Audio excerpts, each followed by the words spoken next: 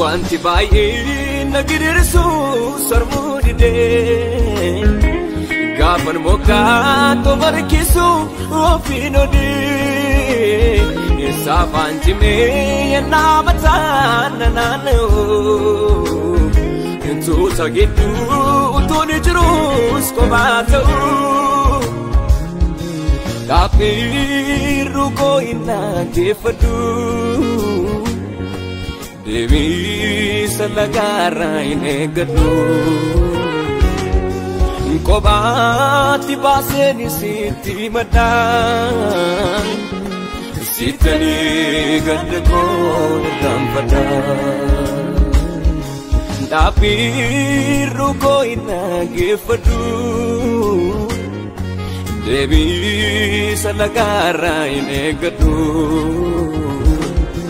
kobati baseni siti madan sitani gadko irampada yon silalu gadko irampada yon silalu jilako irampada yon silalu yadoko irampada yon silalu sodaku irampada yon silalu gadko irampada yon silalu jilako irampada yon silalu yadoko irampada yon silalu sodaku irampada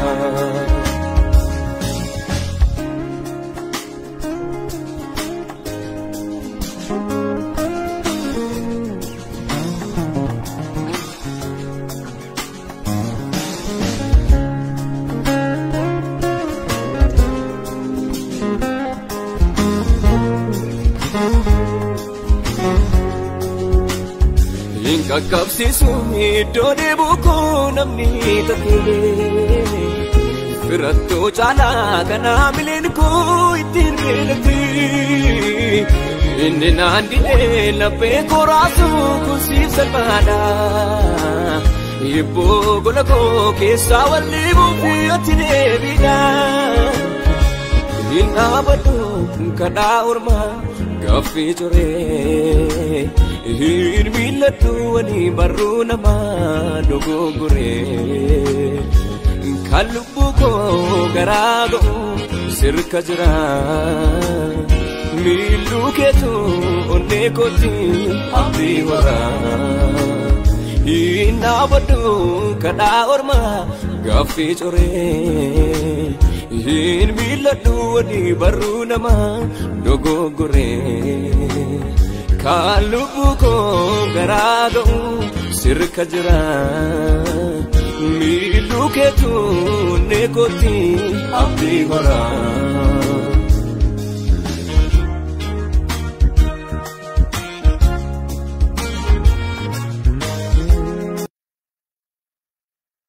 nagaan waaqayyo gooftaa isiniif ta'u dhaggeeffattoonni fi daawwattoonni Logos Media dha har'a jaalala waaqayyo ta'e luba Mulgeetaa Giraany wajjin egeree waldaa amantoota Oromoo Awurooppaa fi akkasumas egeree waldaa Kiristaanaa Oromoo akka waliigalaatti irratti dubbachuudhaaf waliin dhiyaannee jira.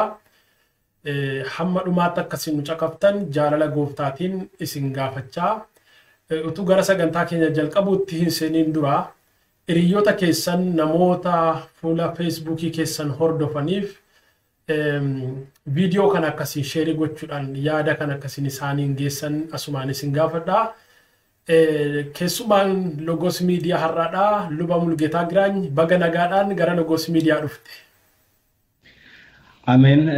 Bolisa Komar Gaatis baga nagaan eedde egaa waamicha naaf godhameef Logos Media akkasumas immoo siin qindeessaa miidiyaa kanaa kan taate guddaan si galateeffachuu barbaada.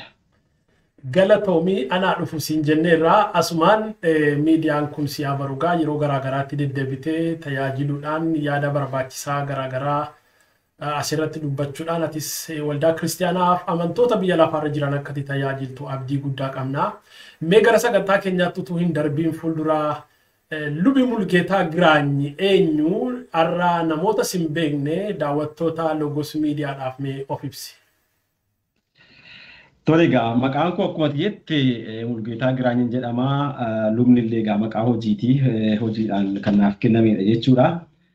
Gara hojii kanaatti waamamu koorraa kaasee ani egaa kan hin dhaladhe Oromiyaa lixaa irratti biyya Itoophiyaatti Oromiyaa lixaa keessatti kan hin dhaladhe Wallagga lixaa keessumaati jechuudha.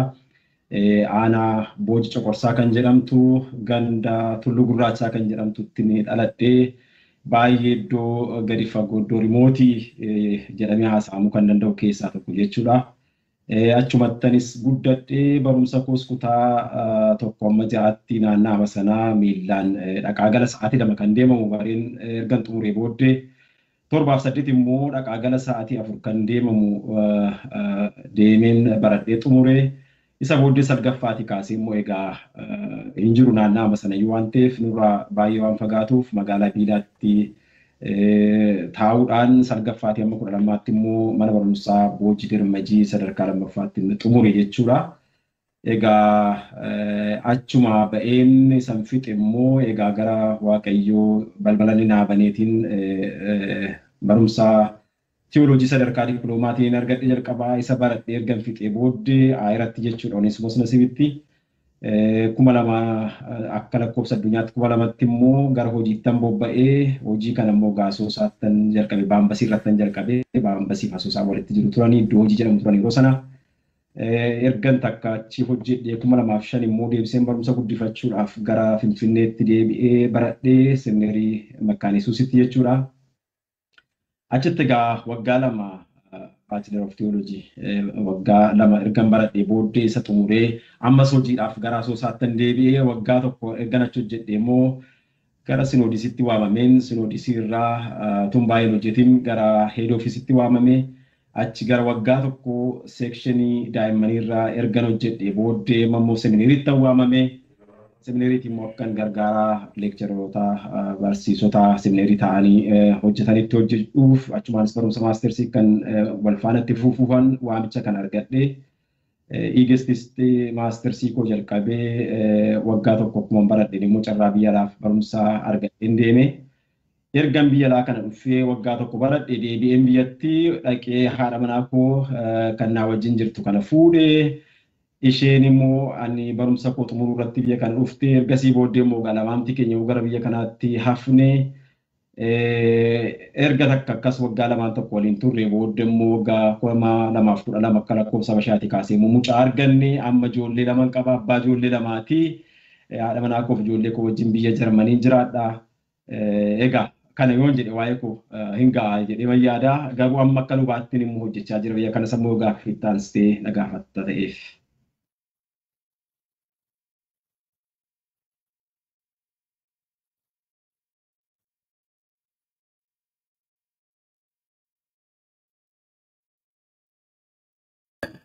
Luba waldaa kiristaanaa taatee tajaajilaa jirta biyya Jarmanii keessatti.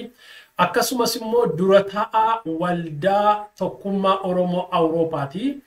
Amma dhimmi mata dureen keenya har'aa tokkummaa waldaa Oromoo Awurooppaa irratti dubbanna. Mee tokkummaan waldaa Oromoo Awurooppaa kun hundeeffama isaarraa kaasee akkasumas maal hojjetaa ture, maal hojjetaa jira, maal hojjechuudhaafis karoora qaba. Mee waa'ee tokkummaa waldaa Oromoo Awurooppaa sanarraati ka'itii tajaajila keessa itti gaafatama keessa jiruuf nu ibsi. Tole egaa galatoomii sirriidhaan luba ta'een hojjechaa jira. Kan luba ta'ee keessatti hojjechaa jiru guutummaadhuma hojii kootii godhee jechuudha. Egaa namni yeroo hojjetu ittiin jiraataa kanan ittiin jiraadhus jechuudha. Waldaa warra Jarmaniiti. Waldaa Luuteraanii warra Jarmanii keessan hojjedhaa. Isa kana 2015 kaaseeti kan itti lixee waggaan 2 yeroo hojii fi yeroo qophaa'ummaa ture sana keessa lixuudhaaf jechuudha. 2017 kaasee immoo guutummaadhumatti hojii fuudheeman hojjechaa jira jechuudha gaamma irraatti. Garuu waldaa keenya waldaa afaan Oromoo kana isan biyya kana barumsaaf dhufee jalqabeeyyuu yeroon affeeramu dhaqee tajaajilaan ture biyya Jarman keessa kan jiran keessumaa waldaa Muunishiin jirtu magaalaa Munich kan jiru jechuudha. Utuman isa tajaajilu egaa biyya kanatti yeroon hafus caalamatti itti fufeerman yerootti deddeebi'ee gargaaraa ture Firaankfartis akkasuma roona waaman jechuudha. 2014 immoo waldaa lafuma haaraa irratti jechuun bakka sana waldaan keenya kan hin jirre Nuunbergii irratti jalqabnee waldaa sanas gargaaraan ture. Kanuma keessa dhaqee 2016 konfereensii magaalaa Munich irratti tokkummaan waldootii Oromoo Awurooppaa qabu irratti egaa na filuutiin immoo gara dura ta'aa tokkummaa waldootii Oromoo warra Awurooppaa kanatti immoo na filatanii ergasii kaasee egaa koree miseensa boordii wajjiniin dura ta'aa tokkummaa kanaa ta'een hojjechaa jira jechuudha hamma ammaatti. Egaa waa'ee waldaan tokkummaa waldootii Oromoo warra Wangeelaa Awurooppaa kun yoom jalqabee maal hojjechaas ture maal hojjetaas jira isa jedhu kanarratti yoo egaa gaaffii keetiif deebii kennuudhaaf yaale waldaan Oromoo warra Wangeelaa Awurooppaa kun kan inni bu'uureffame akka qabatamaa irratti egaa kan inni lafa taa'ee bu'uureffamuu isaa mirkanaa'e 2010 kaaseeti kan lakkoofsa addunyaatti. Garuu isa dura 2009 iyyuu konfereensii yeroo tokko Firaankfurt irratti walitti dhufanii akkasumatti fedhumaan wal waamuutiin godhatanii waldootiin akka Muuniik jiran Firaankfurtiin dabalatee Osloo fa'aa dabalatee jechuudha. Konfereensii walitti dhufuutiin godhatanii mari'atanii turanii egaa 2010 garuu ofiishaalii tokkummaamti kun akka inni bu'uureffamu ta'e jechuudha. Magaalaa Jarman keessaati Firaankfurt irratti jechuudha. Waldaa Oromoo Firaankfurt jirtu keessatti konfereensii godhame irratti jechuudha. Haa ta'u malee garuu waldoonni Oromoo isa fuuldurayyuu sabni keenya biyya Itoophiyaa keessaatii haala garaagaraatiin ba'ee biyya Oromaa jiraata. Inni kaan baqatee ba'aa, inni kaan barumsaan ba'aa, inni kaan gaa'ilaan ba'aa. Bifuma kanaan biyya alaa keessa kan jiru afaan isaatiin waaqeffachuuf jecha walitti dhufuu yaaluunsaa barri isaa tureera jechuudha. Akka lakkoofsa addunyaatti 1980 kaasee biyya Awurooppaa kana keessa kan jiran akkasumas biyya Ameerikaas kan jiran haala garaagaraatiin namoonni walitti dhufuutiin afaan isaaniin wal tajaajiluu waaqeffachuu kana jalqabuutti dhufanii caalaadhumatti immoo biyya Jarman kana keessatti kan bu'uureffame waldaa afaan Oromoo biyya Jarmanii afaan Oromoo biyya Jarmanii afaan Jarmanitti OSEG jedhu kottooffachiisaanii Oromoo Shiraakee Gemeinde in Deutschland jechuudha. Afaan Jarmanitti isaan kun 1988 bu'uureffame.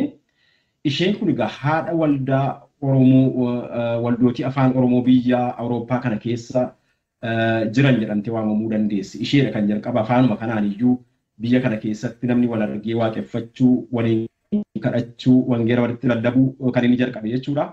Waggaa waggaattis konfereensii godhachuudhaan namoota guutummaa Awurooppaa irraatii amma danda'anii waamuu sana gochaa dhufaniiti egaa caalaatti immoo waldaan afaan Oromoo jabaachaa iddoo garaagaraatti babal'achaa bu'uureffamaa gaafa deemu immoo inni immoo jalqaba dubbadde 2010tti Firaankfurtitti bu'uureffame kun immoo jalqabee jechuudha. Baay'ee gaarii amma tokkummaan waldaa Oromoo Awurooppaa kun hamma ammaatti mee maal hojjete qabatamaatti wanta ija namaatti mul'atu waan qabatamaa wanti inni hojjete keessa mee waa tokko lama nu himuu dandeessaa dhugaa? Eegaa dhugaadha. Waldaan keenya kun guutummaa Awurooppaa haa jennu malee Awurooppaa keessa biyyoota jiran biyyoota hundumaa keessaa miti waldaa kan nuyi qabnu. Caalaatti Norway keessaa qabnaa waldoota baay'inaan Jarman keessaas qabnaa waldoota sadan qabnaas keessaa OSEG yeroo hojjetaa ture 4 jechuudha. Jarman keessaa isaa jirini. Norway keessa akkasuma gara bakka 4 irraa qabnaa Oslo, Stavanger, Hamar, Bergen akkasuma immoo Trondheim qabnaa. Darbee immoo kan nuyi qabnu UK keessaa immoo waldaa Londoniiti. Egaa waldootiin kun baay'ee miti Suudiin keessa illee akkasuma waldoonni turaniiru garuu isaan aktiiviliin duukaa baay'ee deemuu hin dandeenye. Hoolaandii keessas namooti jajjabaatanii akka maatiitti illee waldaa kanatti dabalamanii baay'ee socho'aa turaniiru. Waldoonni kun walitti dhufuudhaan egaa tokkummaa kana uumanii jechuudha. Tokkummaa kana keessatti maal hojjetan inni jedhu inni guddaan wangeela gooftaa keenya Yesuus Kiristoos afaan Oromootiin saba Oromootti labsuudha. waldoota biyya kana keessa jiran saboota biyya kana keessa jiran Oromoo ta'anii biyya Oromaatti akkuma sila jedheen bifa garaagaraa dhufanii kan jiraatan afaan isaaniif aadaa isaaniitiin waaqayyoon akka isaan waaqeffataniif jajjabeessuudha.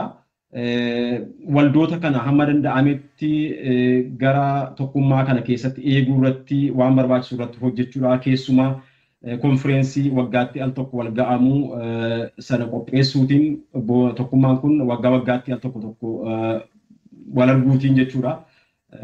Hamma haalli isaa mijatetti keessumaa waggaa kanaaf waggaa darbellee gaafinnoo haalli koronaa amma dhufe nu rakkise malee waggaatti hundumaa konfireensii hin qabaanna. Guutummaa Awurooppaa irraatii walitti dhufuudhaan waldootii keenya keessa miseensonni jiran hamma danda'ametti hirmaachuudhaan tokkummaa isaanii cimsu tokkummaa hafuuraa qaban tokkummaa hafuuraa duwwaa immoo miti akkuma hawaasaatti akkuma sabummaatti tokkummaa qaban immoo waliin calaqqisiisu jechuudha. Sana irratti illee biftumti ittiin aadaan saba keenyaallee keessatti mul'atu kan mul'isu uffata aadaa isaanii illee uffatanii yeroo isaan itti mul'atantu jira. Egaa hawaasummaa isaaniis aadaa isaaniis hafuurattis kennaa waaqa isaaniif kenneen wal gurguddisuu wal jajjabeessuun keessa jira jechuudha.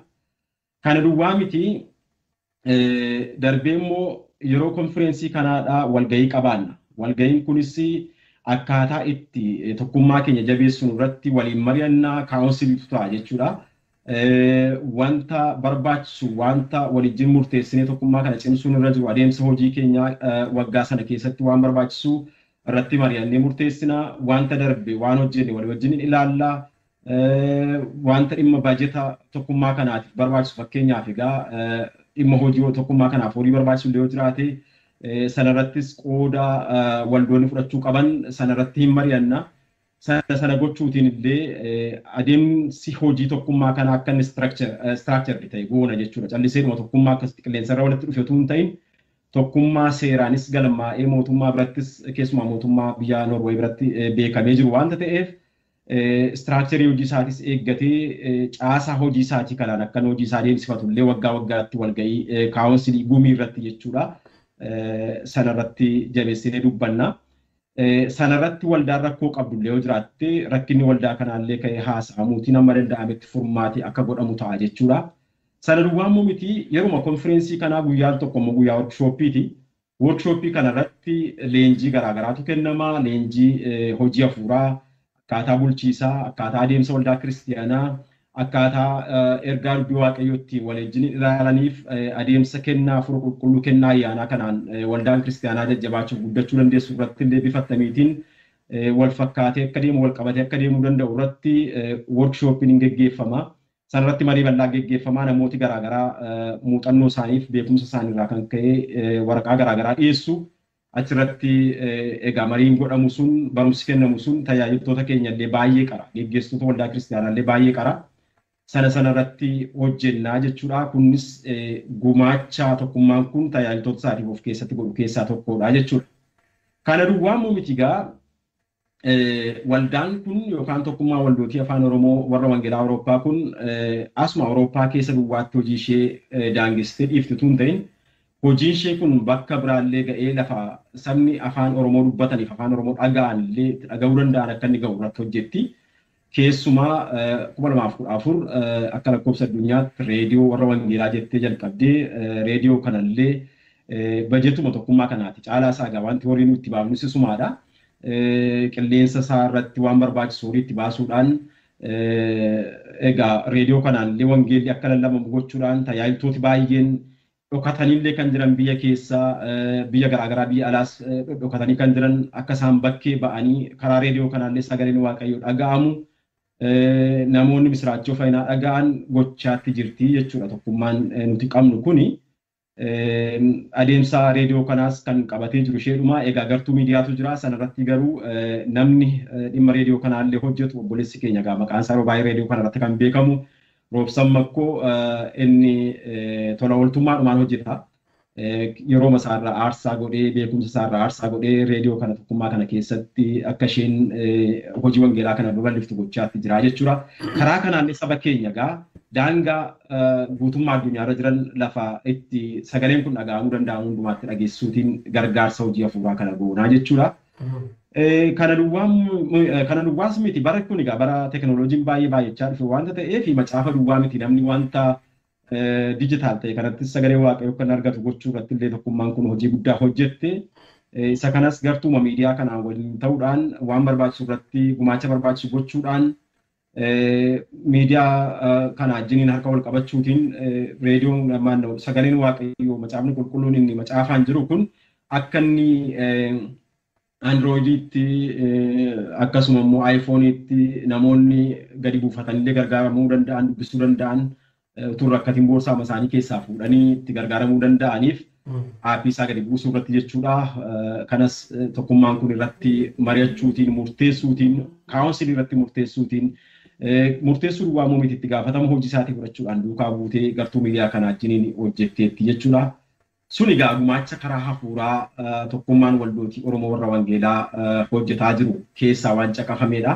Kana duwwaa miti bakka lafa dadhabinni jirutti, lafa rakkinni tokko jirutti namoota boordii keessaa miseensa ta'an keessaa hamma danda'ametti rakkinni kun yeroo nutti dhiyaatu yookaan immoo nu bira ga'u gadi buunee namoota rakkina qaban sana bira ga'uudhaaf illee yaalii hin goona. Kanas immoo maani tajaajiltoota boordiin kun of keessaa qabu dabalees immoo tokkummaa keenya keessa jiran illee bakka tokkotti waldoota tokkotti erguudhaan akka isaan xinnoo ishee dammaqan gochuu irratti illee hojjechaa jira jechuudha iddoo garaagaraatti.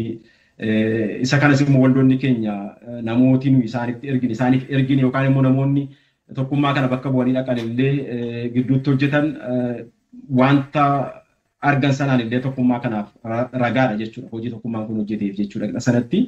Sanas hojjechaa jirra. Darbees waldoota keessatti rakkoonni garaagaraa yeroo uumaman adeemsa hojii keessatti jechuudha. Hamma danda'ametti gara keenyatti yeroo dubbiin kun dhufu dhimma kana hiikuu irratti illee gadi fageenyaan ogummaadhaan irratti hojjetaa jirti jechuudha. Bulchiisa hojii waldoota kiristaanaa keessatti illee ga'aa isheen qabdu hamma sana gadi bu'ee dhaqee illee waldoota kiristaanaa keessatti illee akka inni mul'atu gochaatti jirti jechuudha tokkummaan keenyaa jechuudha karaa adeemsa hojii bulchiisaas. Kana duwwaa miti. Kana duwwaa immoo miti dhimma hojii hafuuraa duwwaa miti. Egaa nuyi amma biyya amma ta'etti waan numtuu gaarii ta'e fooyyee qabu keessa jirra. Jechuun biyya dimokiraasiinis gaarii ta'e namni walabummaatiin gadi ba'ee ol galuu danda'u nagaas qabaatee mirga isaas gaafatee mirga isaas guuttatee jiraachuu danda'u keessa jirra. Haa ta'u malee yeroo baay'ee immoo bakka garaagaraatti sabni keenya keessumaa biyya keessaa dhufne biyya Itoophiyaa keessatti saba Oromoo rakkinni yeroo garaagaraatti irra ga'a. Biyya ambaa keessattis rakkinni irra ga'a. Rakkina saba keenyaa kana yeroo dhageenyu yeroo arginu immoo rakkinni saba keenyaa kun bifa ittiin furmaata argachuu danda'utti hamma humna keenyaatti jechuudha. Tokkummaan kun akkuma sila jedhe namoota miliyooniitiin baay'atan yookaan kumaatamaan baay'atan qabdi miti waldoota muraasadha kan isheen qabdu. Isheenumaan garuu hamma humna isheetiitti rakkoo namoota keenyaa rakkoo saba keenyaa yeroo dhageenyu immoo rakkina kanatti saba keenya gargaaruudhaaf yaalii garaagaraa goona. Innis inni duraadha. Rakkinni saba keenyaa yeroo gurra nu bu'u yeroo dhageenyu egaa miidiyaa irraas dhageessaa xalaanis nuyi hin dhageenya. Inni duraa waaqayyoon kadhachuudha. Waaqayyoon kadhannaa fi boordii keessatti kadhannaa qabnu irratti hin kadhannaa. Waldoota keenyatti illee gadi buufnee ilaa rakkina kanatu jira saba keenyaaf jennee sabni keenya akka isaan gargaarsa waaqayyoo biraa argataniif waldoonni keenya akka isaan kadhataniif illee waamicha kana dabarsina. Waldoonni keenyas boordii kanaaf kabaja kennuudhaan waamicha keenya dhaga'anii kadhannaadhaan saba keenya tumsuu jechuudha. Kana duwwaa immoo miti gargaarsi maallaqaa lafa barbaachisutti fakkeenyaaf amma yeroo namni keenya qeerraa buqqa'u bifa garaagaraatiin qeerraa buqqa'aa karaa ba'aas buqqa'aa turaniiru. Amma immoo karaa lixaas yeroo dhiyootii kaasnee waan argaa turre buqqa'aa turaniiru. Saba keenya qeerraa buqqa'an kanallee hamma danda'ametti gargaarsa barbaachisu erguufiidhaan maallaqa waldootni keenya walitti buusan amantoota keenya gaafannaa waldoota keenya gaafannaa waldooti keenya maallaqa buusanii gara tokkummaa kanaatti asii ol erguu tokkummaan kun immoo kallattiidhumaan biyyatti erguutiin namooti kun akka gargaaraman godhaa. Isa ergu kana immoo waldoota keenyaaf illee deebisnee iftoomina isaatiif jechuudha. Akkuma ergineen deebisnee immoo gabaasa isaa erginaa fi lafatti horiin kun ergame beeku hammam akka walitti buusan beeku innis gabaasa isaa hundumaaf ergama wanta ta'eef hammam immoo akka achi ga'es beeku kanaaf iftoominumaan waan hojjennu waldoonni keenya illee yeroo dhaamsa akkasii dabarsinu yeroo baay'ee dafanii nurkaa fuudhuudhaan uummata isaaniif karaa maallaqaas gargaarsa barbaachisu gochuu irratti hirmaannaa godhuu jechuudha. Kana duwwaa miti yeroo itti rakkinni karaa siyaasaas ta'e dhiibbaan garaagaraa saba keenya irra ga'u hamma humna keenyaatti iyyata iyyanna. Iyyati kunis gara mootummoota gurguddaatti UN'tti mootummoota biyya lafaa gurguddaa ta'an akkasuma immoo biyyoota kan bulchan fakkeenyaaf akka biyyoota Awurooppaa kana biyya Ameerikaa biyyoota tokkummaa gamtaa tokkummaa biyyoota Afrikaa gamtaa tokkummaa Awurooppaa biyyoota garaagaraatti jechuudha. Lafuma sagaleen keessatti dhaga'ama jennutti isteetii keessa jiru irratti illee biyya keessa jiru irratti illee mootummoota jiranitti sagalee keenya ni ergina barreeffamaan dabarsina. Akkasuma iyyuu darbee iyyuu hamma mootummaa Itoophiyaatti illee jechuudha barreeffamaan yaada keenya ibsinee fi rakkoo saba keenya irra ga'u mul'ifnee sana duwwaan miti maal fooyyoon akka inni irra jirullee yaada keenya ibsinee fi erginaa fi egaa iddoo tokko deebii hin argannaa baay'een isaanii deebisuu nu ga'eeraa irratti hojjenna jedhu egaa rakkinni saba keenyaallee kanaan iyyuu furmaata arganne amma iyyuuttuma fufee jira haa ta'u malee garuu karaa hundumaadha saba keenyaaf hamma danda'ametti tokkummaan waldootii afaan Oromoo biyya Awurooppaa jirtu kun yaalii garaagaraa gooti duukaa bu'aa jirti duukuma deemti jechuudha. Wangeela duwwaa lallabuutiin dhimma hafuura nama tajaajilu duwwaatu hin ta'in karaa foonis waan nama barbaachisu waan namatti hirratetti maallaqa gargaaruutiinis ta'e sagalee ta'uufiidhaanis ta'e duukuma buutee hojjetaa jirti jechuudha tokkummaan keenya. Egaa kana hojiin keenya waan inni galatoomii nu baay'ee gabaasa bal'aa dhiyeessite waan tokkummaa waldaa Oromoo Awurooppaa hojjetaa jiru. Sababan kana si gaafadheef ammati gara qabxii 6-7 tarreessite waan tokkummaan kun hojjetaa jiru. Konferensii waggaa waggaatti gochaa akka turtan koronaan dhufeen fuulduraa anis qaama sana waan ta'eef hirmaachaa turre numa beennaa. Konferensii geggeessaa turame keessatti tajaajiltoota baay'eetu biyyaa dhufee warra akka hojjetaa wangeelaa amma dheengadda luba ta'ee abbaa kumee yookaan kumarraan kabaa fidoo tajaajiltoota abdisuu waa'imaa tajaajiltoonni akiliiluu nama jedhamu tajaajiltoota baay'ee dhufe tajaajiltoonni afaan Oromootiin biyya kee tajaajilan baay'een isaanii waggaa namni 2 namni 3 namni 2 namni 1 akkuma viizaa argatanii ni dhufu. Hunduma caalaa tajaajiltoonni biyya gara biyya kanaa dhufu.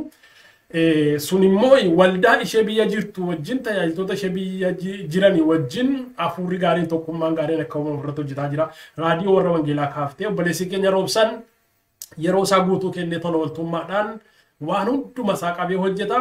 Garuu waldaan tokkummaa Oromoo Awurooppaadhaa eertaayimii qilleensa sana kaffaleeti shoort weeviidhaan biyyatti darba. Reediyoo warra wangeelaadhaa tajaajila onlaayinii duwwaa ituun taane reediyoodhaan biyyatti tajaajila darbuudha. Eertaayimii qilleensa sana kan kaffalu waldaa tokkummaa Oromoo Awurooppaati. Obboleessi keenya roobsan waan hunduma isaa yeroo isaa kennee waan hunduma isaa kennee istiidiyoo isaa waan hunduma isaa kennee irratti hojjeta. Kana duwwaa miti aappii macaafa qulqulluu Androidiidhaa fi iPhone irratti hojjechiiftanii soft copyidhaan sun waan guddaadha. Maa jechuu kooti macaafi qulqulluun yeroo Oromoo Bible Society dhaabbate walgahii isaa irratti hirmaadheen ture waggaa 15 keessatti softii macaafa qulqulluun koppii 300 qofaatu maxxanfame. Inni iyyuu biyya Jarmaniitti maxxanfameeti bifa kotorbaandiidhaan illegaalii bifa seera ala ta'een biyyatti ergameeti amantootaaf raabsama ture. Akkasumas waldaan Oromoo biyya lafaarra jiran immoo daandii sanarraan argatu turan. Amma har'aatti akka kana. Yaadigaa Oromoo miliyoonii meeqatu amanee jira. Miliyoonaan Oromoo amanee jiru keessaa macaafi qulqulluu waggaa 15 keessatti koppii 300 qofaatu maxxanfame. Dhugaadhaa biyya keessa yeroo tajaajila deemaa ture yeroo konferensii deemaa ture lafa deemnu hundumaatti namni macaafa qulqulluu afaan Oromoo nu gaafata. Maaliif rakkina paabilishingii guddaa qaba macaafa qulqulluu hunda caalaa gatiin isaas mi'aadha. Sababa haala baay'eetiin dhaquu fi yeroo dhaqee dhumarratti nama tokko amantoota bira ga'uu rakkoo guddaa jechuudha. Kana duwwaa miti waldoonni kiristaanaa biyya bakkee jiranii amantoonni biyya bakkee jiranii macaafa qulqulluu kana daandii isaan ittiin argatan rakkisaadha. Kanaaf aappii macaafa qulqulluu afaan Oromootiin hojjetamuun yoo xiqqaate rakkoo sanaa yoo dhibba ta'uu baate hamma tokko fure kun waan guddaa. Namoota waldaa kiristaanaa keessatti hojjetan namoota iddoo garaagaraatti ergitanii bulchiisa waldaa kiristaanaa ta'e irratti akka gargaaraa turan natti himteetta akkasumas waldaa kiristaanaaf sagalee warra sagalee hin qabne amantoota biyya keessa rakkina qabaniif akka xalaa mootummaa addunyaatti mootummaa tokkummaa Oromoo tokkummaa Awurooppaatti mootummaa tokkummaa Afrikaatti akka barreessaa turtan mootummaa Itoophiyaatti akka barreessaa turtan natti himte kana du'aa moo miti yeroo namoonni qeesaan irraa buqqa'an rakkinni garaagaraa yeroo biyyatti mudatu baay'ee gargaaraa turtan kana keessatti hirmaachaa ture waggama kana dhuma waggaa darbee COVID-19 akka babal'achaa dhufeen tokkummaa waldaan Oromoo Awurooppaadhaa lubootaaf tajaajiltoota wangeelaa maatii isaanii baay'ee gargaaraa akka ture quban qaba kun hojii guddaa kun egaa tokkummaa waldaa Oromoo Awurooppaan dubbannu kun miseensa xiqqaa qaba humni isaa xiqqaadha baay'inni isaa xiqqaadha amma waldaan Oromoo Awurooppaa jenneen waamnu kun walitti qabaansaa yoo ilaalle hamma waldaa Oromoo Minnesotaa keessa jiru hin ga'u baay'inaan humnaanis guddinaanis amma humna xiqqoo sanaan amantoota xiqqoo sanaan hojii gurguddaa hamma kana ga'u ijatti qabatamaa hojjechuu hin danda'ame kanarra dhaabattee luba mul'ataa waa tokko sitti tokkummaa waldaa Oromoo Kanaadaa keessa jira waldoonni Kanaadaa keessa jiran tokkummaa waldaa Oromoo Kanaadaa keessa jiran baay'eedha Ameerikaa silaa waldaan dhibbaan lakkaa'amu amantoonni kumaatamaan lakkaa'amu as amma fakkeenyaaf ati Siwiidinii maqaa Siwiidinii keessa waldaan Oromoo hin jiru yoo jenne salphaadha aayidiyaalii maqaadha malee maaliif amantoonni hin jiran kaa lafa amantoonni hin jirretti waldaan dhaabuun baay'ee rakkisaadha kan waldaa Oromoo Awurooppaa keessanii maqaan dhoofnu kun nama 10 nama 15 nama 8 nama 20 waldaa Oromoo keessaati waldaa guddaan jedhamu Osloodhaa fi Ingilaandii Frankfurt waldootuma kana sadanii warri kaan reefu kaa jira amma Muunish ati natti himte kun isaan warra dhiyooti kanarra dhaabattee waldoota miseensa baay'ee qaban amantoota baay'ee qaban mana mataa isaanii qaban keessattuu waldaa gama Ameerikaa kaabaa jiraniif dhaamsa maalii qabda lubaa? Egaa hundumtuu karaa isaa waan hojjetuuf waanuma waaqayyo isatti mul'ise hojjeta garuu inni guddaan of kennuudha baay'inas miti wanti hojjetu baay'inas miti guddinas miti wanti hojjetu garaarraati ta'uu qaba garaarraa taanaan immoo harka qalleennis yookaan immoo muraasni nama murteessu nama bira geessa jechuudha waan kaayeffatte maayinni akkuma jettee dhuma muraasanii garuu wanti natti tolu tokko maayin ani waan tokko nan dinqisiifadha waldatti muraasee kana keessaa hojii amma sila maqaadhaa turre hundumaa waan baay'ee kana hojjenne fakkeenyaaf amma tajaajilaa tokko biyyarraa yeroo waamnu yeroo baay'ee faarfataa tokkoo fi nama wangeelaan immoo tajaajiluuf kennaa waaqa isaaf kenne kan biraatiinis tajaajiludha kan waamnu konfireensii irratti jechuudha. Sana baasii isaallee tokkummaa kanatu fudhateeti yeroo baay'ee waldaan itti waamamus harka tokko keessaa harka qabdii yoo faarfataa waldaan sun dandeesse nama wangeelaan tajaajilu immoo tokkummaatu danda'a bifa kanaan illeedha kan wacii baasii barbaachisu illee baasuu irratti wanta baay'ee hojjetti jechuudha tokkummaan kuni. Egaa horii walitti qabamu akkuma sila jedhe yeroo fakkiyaan waa'ee koronaatiinis wal qabatee biyyatti kan yeroo dhiyoo kana ergine isa kana faa wanta yeroo namni lafarraa buqqa'us kan ergine isa waldaamatti naamuu waldaan nutti erge dabarsinee kenna waan ta'eef yoo dhabne waan kenninu hin qabnu jechuudha. Garuu kan nama dhibu waldootumti keenya waldooti muraaseen kun humna isaanii ol yeroo isaan baasantu jira waan akkasii. Kana keessatti waan tokko kan inni hubadhu tokkoffaa akkaataa iftoomina hojii keenyaa ta'a jedhee yaada. Innis maayinni waanuma isaan beekanidha waan nu isaanitti dhiyeessinu rakkinni nu isaanitti dhiyeessinu rakkinni sun isaanitti usiidhamuun dhaga'ama. Akkuma isaan hubatanittidha ammoo kan nu hojiirra oolchinu isa hojiirra oolchine kan ammoo argisiifna waanta ta'eef sanarra dhaabatanii mee godhu jechuudha. Egaa bifa kanaan taanaan qindoominatu jira jechuudha. Iftoominni jiraatee qindoominni jiraannaan hojii sana keessatti muraasa ta'anis hojii guddaa hojjechuu danda'ama jechuudha. Egaa immoo maayinni karaa biraan yeroo baay'attu waan tokko yaadis gargar faca'aa fedhiinis gargar faca'ee baay'ataa kanaafis rakkoo ta'uu danda'a fakkaata baay'inni jirutti muraasas waan taaneef darbees akkaataamti jireenya namootaa biyya Awurooppaa kanattis baay'een isaa wal fakkaata waan ta'eef egaa wal dhaga'uuf wal hubachuun karaa tokko yaada keenya walitti nuuf fideera jechuudha. Inni kan biraan immoo konferensiidhaaf kaawunsiliin nuyi qabnu gumiin nuyi qabnu waggaa waggaatti waan baay'ee nu hojjeta. Waan waggaa tokko keessatti hojjennu yommuma sana murteeffannee kaana murtoo kana hunduma fudhatee gara murtoo keenyas beeku wanta ta'eef gabaasa kanas gadi buufnaaf wanta ta'eef gabaasa maal qabuu walgahii keenya yeroo murtoo gumiidhaa qabaannus gadi buufna waldootatti waan ta'eef sanarra dhaabatanii wanta gochuu qaban beeku waldoonni keenya tunu ittiin himneeyyuu jechuudha. Baasiin fakkeenyaaf baasii miseensummaa qabu waggaa waggaatti baasii miseensummaa isaanii wanta isaanitti ramadamu kaawunsilii irratti teenyeetu murteessina waggaa keessatti baasii isaanii amma isaanirraa eegamu beeku yaadachiisuma ergina malee ol erguu jechuudha. Egaa xinnoo akkuma beekamu barana yeroon koronaa kun waldoota keenyas baay'ee dadhabsiisee iddoo garaagaraatti waan ta'eef wal arguuf carraan isaanii baay'ee muraasateera waan ta'eef sun danqaa'umeera barana malee waggaa keessatti ilma yaadachiifna malee baasii isaanii erguu jechuudha baasii miseensummaa. Reediyoodhaaf gargaarsa jennee waggaatti tokko gaafanna fakkeenyaaf amma yeroo keessumaa bu'uureffamuu reediyoo keenyaa ilaalchisee ji'a Nooveembar keessa waggaa waggaatti guyyaa reediyoo jennee hamma danda'an buusii guyyaa tokkodhaa sanuma kaka'umsa gochuudhaan ol ergu sun illee tumsa ta'a jechuudha. Sana gaamaa inni waggaamatti yeroo kaawunsilii qabnu yeroo gumii qabaannu walii gallaa gaaffii dhiyaata gaaffiidhaaf deebii kennina hundumtuu walijjin mari'ata walijjin taa'ee murteessa wanta ofii isaatii murteeffate kana fudhatee gara waldaan keenya namni inni bakka buufatee ergatu jechuudha. Baay'ee gaarii. Jaarsoliin waldoota irraati filaman kana fudhatanii waan galaniif sana hojiitti hiikuu irratti hamma danda'ametti qindoominatu jira, wal dhaga'uutu jira, wal tumsuutu jira. Sanarra dhaabateetu waldootumti xinnoon isheeti jennu kuni ishee atis beektu kun jechuudha. Hojii guddaa mana gahu kana hojjechuu dandeesseetti. Kanaaf egaa dhaamsi koo inni warra kaaniifis isaanis egaa tokkummaa hin qabaatu waldaa keessattis bulchisa mataa isaanii hin qabaatu hojiis immoo hojjetamaa jiru karaa isaanii egaa akkaataa isaaniitti hojjetan isaantu beekaa yeroo baay'ee gabaasa iddoo hundumaas miti kan ani intarestiitti ta'es ilaaluu yookaan dubbisuus danda'u. Egaa inni kan hin jedhu lafa rakkinni jirutti dhaamsi hin dhaamuu fi hojiin waaqayyoo gooftaadha hojii sanaaf abbaa kan itti ta'e. Kun ergamaa hojichaati malee abbaatti ta'uun sunurra hin jiru. Mataatti taanes akka yaada keenyaatti gara barbaannetti micciiruun sunurra hin jiru. Waaqayyo dhaggeeffachaa waaqayyo irraa yaada fudhachaa hojjenne hojii waaqayyo sirriin hojjetama. Inni guddaan immoo namoota ofii beekuudhaa fi wal dhaga'uu walijjin mari'achuu waan walijjin murteeffatan tokko immoo hamma danda'ametti hojii hiikuu irratti itti gaafatama fudhachuudhaa fi hundumtu itti of kennuutu irra jira. Inni humna guddaa qabu bifa kanaan yoo deeme hojii guddaa saba keenyaaf hojjechuu danda'a jedhee yaadan. Amma waa'ee tajaajiltootaa kaaftee tasila tajaajiltoota baay'ee gatamee yaadatamuu dadhabee fa'aa ta'a yeroo baay'ee sagalee gurguddaan immoo keessa isaanii jira ergaa gurguddaa keessa isaanii jira reediyoo kanarratti ba'anii yeroo tajaajilan illee hojii gurguddaatu hojjetamaa jechuudha.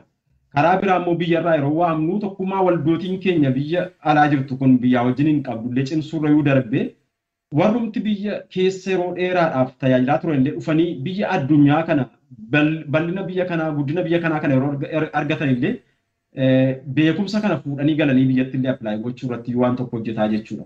Kanaaf wanta akkasii kun walitti dhufeenyi jiru hojii gurguddaa hojjeta waan ta'eef waan jiru irraati aarsaa gootee hojjettee dhalootaaf bu'aa buusuu danda'a waan jedhu irra dhaabanneeti kan hojii keenya mammaatti humna muraasa qabnu hojjetaa jirru jechuudha. Baay'ee gaarii sin dhaabsisan lubaa amma gaaffii taanutti si dabarsa.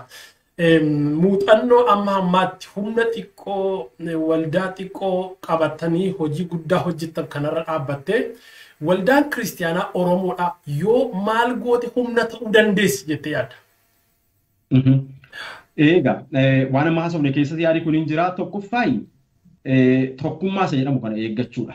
Tokkummaan humnaa yeroo dubbatan sabni keenya. Tokkummaan immoo maayinni waraqata irratti barreessitee duwwaaf hin eegamu tokkummaan. Yookaan immoo seera waliin kaa'attee duwwaaf hin eegamu. Seera sanatti amantee fudhattee waliigaltee qabdu sanatti amantee fudhattee waan si barbaachisu keessatti beektee kun dhuguma na barbaachisa kan kooti manni kun manni keessa jiru kun jettee amantee taanaan sana keessatti tokkummaa kee eeggatta. Tokkummaan sun jiraannaan humna taati jechuudha. Hundumaa caalaa tokkummaan jiraachuudha humna kan fidu. Tokkummaan jiraatetu kottaamee wal gargaarree waa kana gargaarraa saba chitti rakkate kana yoo jennee tokkummaa yoo qabaannedha kan sana gochuu dandeenyu. Tokkummaa yoo qabaannedha kan nuyi walitti dhufuu dandeenyu. Tokkummaa yoo qabaannedha kan nuyi wanta waliin qabnu waliin hirmaachuu dandeenyu. Fakkeenyaaf konfireensii yoo qabaanne kan walitti dhufnee waliin konfireensii keenya yoo kabajachuu dandeenyu hirmaachuu dandeenyu yoo tokkummaa qabaannedha. Tokkummaa sana eeguu irratti cimsuudha jechuudha. Yeroo baay'ee amma maayinni biyya alaa kanatti abbaamti barbaade waan barbaade kurfeeffatee waan barbaade gochuu hin danda'a. Carraasaa qabdaa jechuudha. Nama shanis walitti qabattee dhattee galmeeffamuu hin dandeessaa. Gurmuu barbaadde suumtee maqaatti moggaaftee waan barbaadde maqaan isaa amma seera biyyichaatti hin buunetti amma mirga nama tokkootti hin buunetti sana moggaaftee ittiin waa jechuun dandeessa. Garuu sun duwwaan ga'aa hin ta'u. Maa inni wanti barbaachisaan tokkummaan waldaan kiristaanaa qabdu sila sagalee waaqayyoo irratti dubbii waaqayyoo irratti hundaa'a seera waaqayyoo irratti hundaa'a sana keessatti utubamee ijaaramuutu irra jira. Sana keessatti immoo waldaa isaa eeguudhaaf maa inni ilaalcha nuyi qabnu. Fakkeenyaaf amma waldoonni biyya alaatti qabnu kun waldaan tokkummaa waldootii warra wangeelaa Awurooppaa jennu Oromoo warra wangeelaa Awurooppaa jennu kun ilaalcha tokko keessaa dhufe miti hundisaa. Ortodoksii keessaa keessa jira. Mulu wangeelii keessaa keessa jira, Makkaan Yesuus keessaa keessa jira, Masarati Kiristoos keessaa keessa jira. Bakka garaagaraa keessaa keessa jira waldaa biyya alaa jiru keessa namni. Ilaalcha kana walitti qabdee tokko gochuun salphaa miti. Ilaalcha gargarii kana walitti fiddees tokkummaa kana keessatti eeguun salphaa miti. Kanaaf immoo gaaffii isaaf deebii kennitee fedha isaa guutteef immoo tokkummaa kana keessa jiraachisuunis hin danda'amu. Inni nuyi walijjiniin qabnu akka tokko godhee kan walitti nu fidu kan walijjin qabnu maa inni jedhamee beekamutu irra jira. Isa walijjin qabnu qabna. Isa walijjiniin hin qabne immoo qabna akka konfeeshinii keenyaatti akka dhaaba amantii keessatti hordofnu keessatti. Abbaa sanaaf mirga isaa eegdee fi fedhanni qabu samma danda'ametti eegdee fi wanta walijjiniin qabnu sana bareechitee yoo mul'ifte wanta walijjiniin qabnu sana irratti yoo hojjenne tokkummaan keenya sun hin eegamaa jechuudha. Ilaa gaaffii tokko sii kaasaa lubaa dhiifamaa hojii si dhaabsisaa. Amma ati tokkummaa waloo qabnu irratti xiyyeeffanne dhoksaan icciitiin milkaa'uu keenya hojii gurguddaa sirna dubbanne kan hojjechuu keenya tokkummaa waloo qabnu irratti xiyyeeffanne garaagarummaa keenya immoo walii kabajnee naan jette. Amma gaaffii kana fakkaatu yeroo darbee lubaa kamisoo gaafadheen ture amma isaanis tokkummaa akka sana qabu kaaba Ameerikaa keessatti. Amma tokkummaa sana keessatti tokkummaa waloo irratti xiyyeeffatanii garaagarummaa keessan jiru immoo walii kabajan. Waldaanti Oromoodhaa walii wajjin hin deemtanii yonnaan lakkii dirqama namni dhufee tokkummaa kanatti galuu ikkuminikaalii kana itti amanee fudhachuutu irra jira jedhan. Amma isaan achi keessatti tokkummaa waldaa Oromoo kan jedhu kan luba kamisoo fa'aa hoogganuu fi kan biraan immoo kan eellisii kan jedhu kan biraan tokko immoo jira. Achumatti isaan garaagaraa baay'ee jira gaami'aan beekon waan gama sana jiru. Amma rakkoon akka gama Ameerikaa jiru sun as Awurooppaa keessa hin jiru moo dubbii kana attamitti handil yookiin attamitti dubbii kana qabdanii tokkummaa Oromoo kana tokkummaa tokkicha gootanii qabdanii itti fufuu dandeessan. Rakkoon Ameerikaa jiru rakkoodhuma kan mataa isaaniiti. Egaa immoo globalizedidha. Biyyi lafaa waan ta'eef rakkoon achi jiru asis hin jiru jechuu hin dandeenyu. Impaaktiin isaa hin jiraata yoo practically sirriitti jiraachuu baate illee. As garuu wanti nama dhibu yennaa jiraate amma ammaatti gaaffiin warra tokkummaa kana keessa jiran fakkeenyaaf amma egaa waldootuma biyya Awurooppaa keessaa qabnudha tokkummaa kana keessas kan jirani Faransaay irraa, Jarmanii irraa, Noorweey irraa, Ingiliz irraa kan qabnudha. Warri tokkummaa kana keessa jirani Beeljiyeemiin islayyuu waldaa hin jiru jalqabee ture garuu hin jirani. Darbee biyyoota garaagaraa iddoo garaagaraas Awurooppaa kana keessaa yaalaadhuma jirra amma lafa Oromoon keenya jiranii garuu maayinni hamma ammaatti wanti denominationidhaan wal qabatu tokko rakkoo ta'ee hin uumamne jechuu nan danda'a tokkummaa keenya keessatti. Maaliif yoo ta'e jenne fakkeenyaaf amma waldaanuma tokko keessa yoo tokko mucaasaa cuubsifachuu barbaade lubatu waamamee fi mucaan cuubamaaf. Yoo mul'akki erga nama guddaan cuubsifadha jedhame immoo akkaataa isaaf mijatutti namni guddaanis paasterii barbaachisu yookaan luba barbaachisuun yeroo cuubamus jira. Dhiibbaa ta'e ammaatti waldoota keenya gidduutti rakkoo uumee danqaa ta'e hin argamne waldoota keenya keessatti impaaktiin kanaa hin jiru jechuudha. Hubannaadhumaan keessa jiraata. Inni guddaan ammaa inni asitti sagalee waaqayyoo walii wajjiniin sila sagalee waaqayyoo garaagarummaa hin qabu. Tokkuma akkaataatti namni sagalee waaqayyoo hiikee fi akkaataatti namni sagalee waaqayyoo sana hundeeffatedha. Garaagarummaa waldaa kiristaanaa keessa kaa'ee jiru. Sagalee waaqayyoo hundeete hundumaaf ta'e sanaadha amma kan tokkoomsee jiru tokko nu godhee jiru jechuudha. Awurooppaa keessatti waldooti afaan Oromoo isatu lallabamaa isatu barsiifamaa fakkeenyaaf amma bifa tajaajilaatiin immoo akkaataa fedhii namaatti kennaa namni ittiin tajaajilamuu barbaadu waldoota keenya keessatti lakkete kanaan tajaajiluu hin qabdu waan jedhamee dhoowwame waldoota keenya keessatti bakka garaagaraatti gabaasee akkasii lafti nu ga'e hin jiru.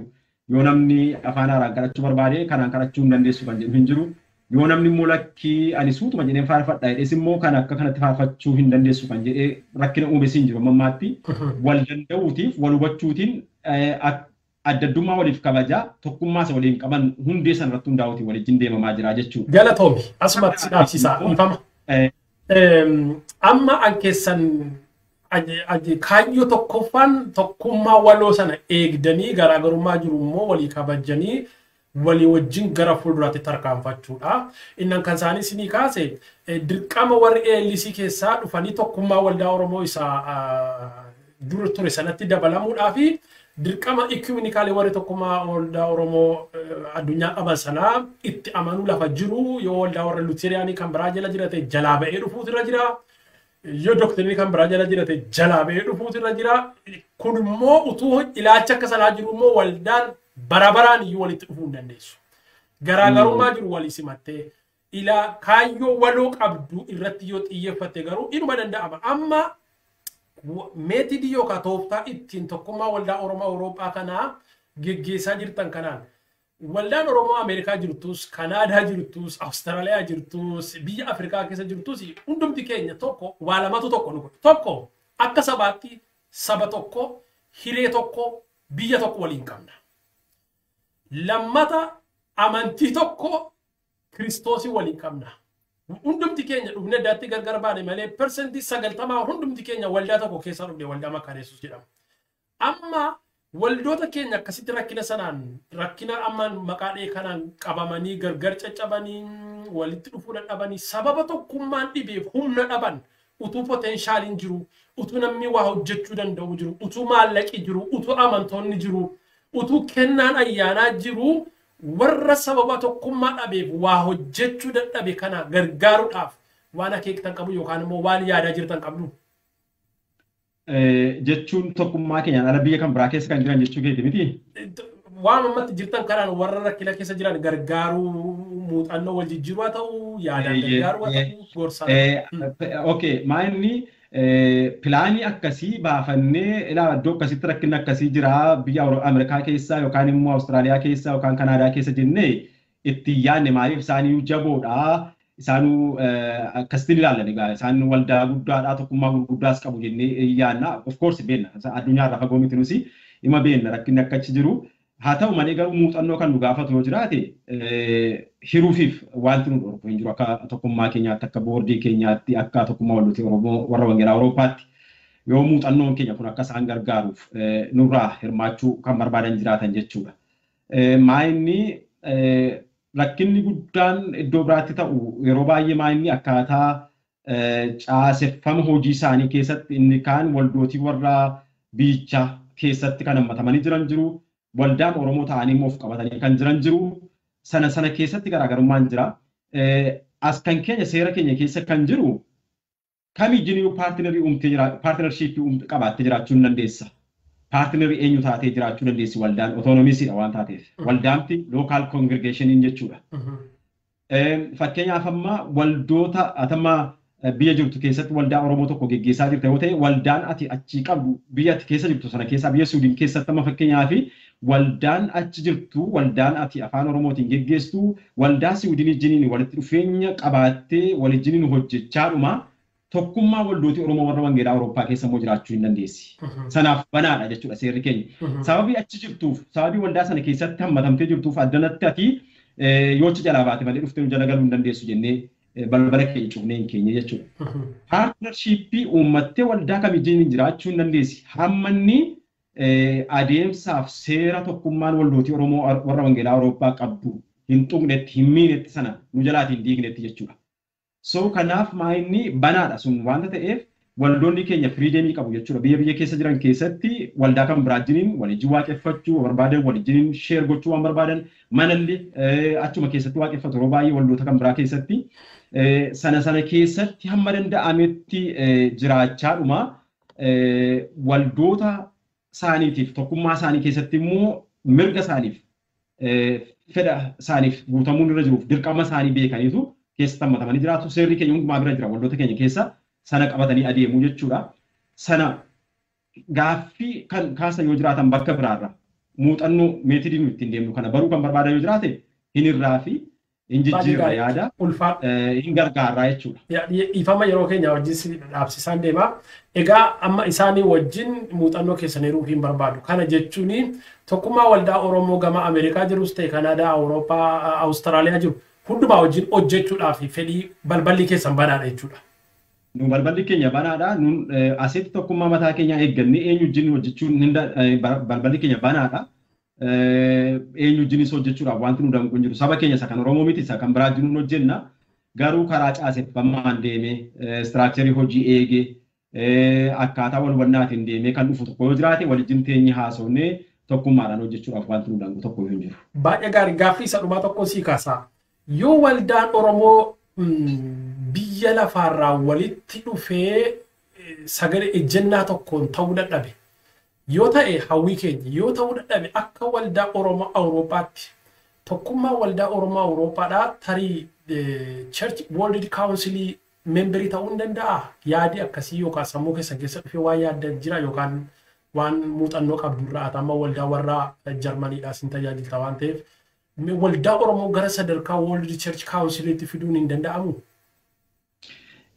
Inni kun egaa adeemsa keessatti dhufuu danda'ama. Kiraateriyaa qaba wanti baay'eensaa akkaataatti waldaan tokko fakkeenyaaf amma rikognaayisdii ta'u. Amma waldaan diyaaspooraa baay'een isaanii maayini mirga jiraachuu, mirga waaqeffachuu afaan isaaniitiin, aadaa isaaniitiin waaqeffachuu, akkaataa ilaalchaa hundi amantii isaaniitiin waaqeffachuu hin qabu biyya keessa jiran keessatti seerri eeyyamaa fi miseensa isaanii ta'uudhaaf garuu kiraateriyaa guutuun isaanirra jirutu jira.